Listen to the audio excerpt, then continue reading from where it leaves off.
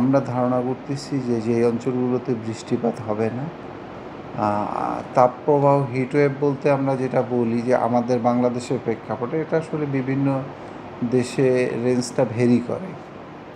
তো এবং সংজ্ঞাও নিজেদের রিজিয়নের জন্য তারা সংজ্ঞায়িত করে।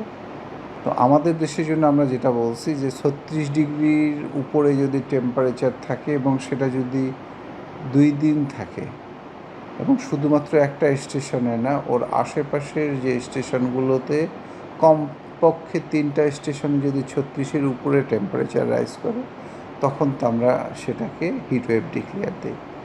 তো আমরা এই জন্য গতকালকেও একটু গরম ছিল, আজকেও আমরা অবজার্ভ করতেছি এই ক্রাইটেরিয়াটা যদি সাপোর্ট করে সেক্ষেত্রে আমরা হিটওয়েভটা ডিক্লেয়ার দেবো। আবার অনেক সময় দেখা যায় যে একটা স্টেশনে একদিন হঠাৎ টেম্পারেচার রাইজ করছে, পরের দিনই সেটা ফল করছে, সেই ক্ষেত্রে একদিনের জন্য হিটওয়েভ দেওয়াটা মানে আমরা যে আমাদের যে রিজিয়নের জন্য এটা আমরা ডিক্লেয়ার করি না। তো আমরা অবজার্ভ করতেছি যদি আমাদের যে ক্রাইটেরিয়াগুলো এগুলো যদি সাপোর্ট করে আমরা হিটওয়েভ ডিক্লেয়ার দিয়ে দেবো।